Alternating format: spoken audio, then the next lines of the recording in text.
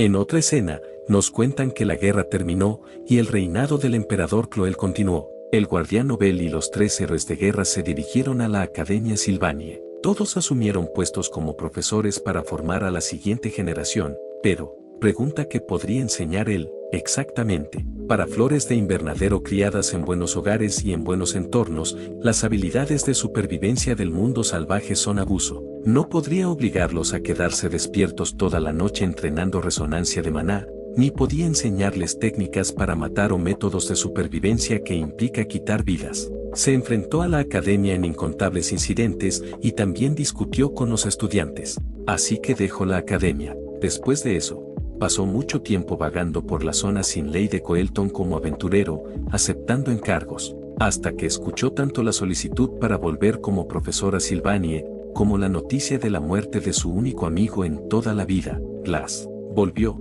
pero en realidad nada había cambiado. Glass murió sin dejar nada atrás, y no había nada que pudiera hacer. Solo tenía la intención de cobrar su salario. Kaleid pregunta si entonces, fueron estudiantes los que se quedaron juntos a Glass al final. Eso suena muy propio de él. Clarice respondiéndole que sí, le cuenta que uno de esos estudiantes era alguien a quien el profesor Glass le prestaba especial atención mientras estaba vivo. Y nos siguen contando que hasta que un hombre salió de la boca de la aparente inmadura profesora asistente, y le pregunta cómo se llama ese bastardo. Volviendo al presente, Kaleid le dice a Ed que use cualquier medio necesario para detenerlo. Si sus 2 piernas siguen de pie después de 10 minutos, le dará una calificación perfecta. Ed Roth Taylor. Kaleid, esquivando unas flechas de agua, enfadado pregunta si ese mocoso invocó su arco, en cuanto terminó de hablar, y los estudios elementales ni siquiera eran su especialidad. Ed, invocando su espíritu de agua, Kaleid se pregunta si es un contratista espiritual, y congelando su ataque, nos comenta que desde el principio, era difícil incluso llamarlo mago. Acercarse a un mago es una táctica estándar, pero cuando el mismo es mago, se te enseña a no entablar combate cuerpo a cuerpo, y aún así, en el momento en el que se dio cuenta de que luchar con maná era ventajoso, cambió al instante su estilo de combate. Alguien con habilidades como esas usando solo magia elemental, no es diferente a alguien luchando con las extremidades atadas. Por supuesto, en el campo de batalla, esa es una situación común, y sorprendido, nos comenta que a esa distancia, y vemos que Ed había cargado nuevamente su magia espectral, convergencia forzada, y al mismo tiempo, lo atacaba con su daga. Kaleid nos comenta que es una reacción muy rápida, y le dice a Ed que es cierto, tenía magia espectral. Entonces lo siguiente es, pero Ed le da la señal Muji, activando así su explosión de invocación espiritual. Kaleid retrocediendo, sorprendido comenta que miren a ese mocoso, y le pregunta a Ed si ya superó el nivel de un estudiante. Lo regresó a la sobriedad de un golpe, ya que ha llegado a eso, llegarán hasta el final. Ed le pregunta a qué se refiere, respondiéndole Kaleid que tampoco sabe cómo va a arreglar eso después. Tendrá que escribir otro informe de incidente. Tanya comenta que había escuchado que lo llamaban perro rabioso, pero aún así, ¿cómo puede usar eso contra un estudiante? Está usando magia de nivel avanzado, siendo esta magia de trueno avanzada, castigo divino, y entre el caos, Kaleid se pregunta si se habrá sobrepasado. Después de todo solo es un estudiante, pensó que podría soportarlo de alguna manera, pero de pronto vemos que recibe un ataque de viento, provocándole un rasguño. Kaleid soltando una carcajada, se pregunta si lo soportó. Un hechizo de alto nivel, aún así, se pregunta si todavía quiere seguir luchando. Sí, ahora por fin entiende por qué Glass se interesó tanto por ese chico.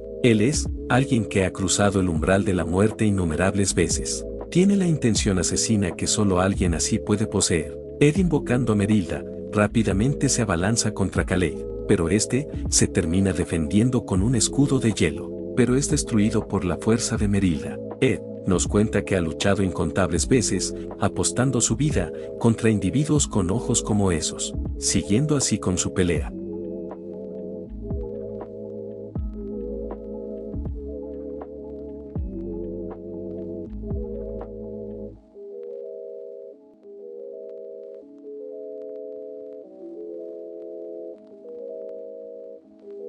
Ed se pregunta por qué se está activando la bendición de la tempestad, y dándose cuenta, se pregunta si lo hizo para activar la bendición. Kaleid comenta que en el campo de batalla, un solo instante de descuido cuenta vidas. Él debe entender bien ese hecho. Le faltó solo un paso. Y vemos que habían encerrado a Merilda con su magia de hielo avanzada, permafrost eterno. Ed tratando de liberarse, Kaleid le cuenta que aunque lo derrita ahora, ya es demasiado tarde. Y antes de impactarle sus lanzas de hielo, vemos que alguien aterrizando a la arena empieza a destruirlas. Ed mirándolo sorprendido, la persona comenta que ya pasaron los 10 minutos. Le parece que eso ha llegado demasiado lejos. Siendo este el mejor estudiante del departamento de combate de cuarto año, Daik el Phelan, comenta que Ed Rod Taylor ya está fuera de combate. Mientras Tanya le preguntaba a su hermano si se encuentra bien, Kaleid explica que su sangre se calentó por primera vez en mucho tiempo, e hizo algo inapropiado,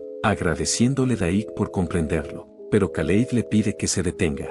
Ya se está emocionando solo de pensar en el informe del incidente, y le dice a Ed que le dará la máxima puntuación en el examen práctico de estudios elementales. Ed le pregunta si no se supone que hay límite superior para las puntuaciones prácticas, respondiéndole Kaleid que entonces tome la puntuación más alta. Si le fue bien en el examen escrito, incluso podría quedar en primer lugar. Le cuenta que ahora entiende por qué tenía la atención de Glass. No sabe por qué un joven maestro de una casa ducal vive en un lugar como ese, pero Ed le cuenta que hubo circunstancias personales después de su expulsión.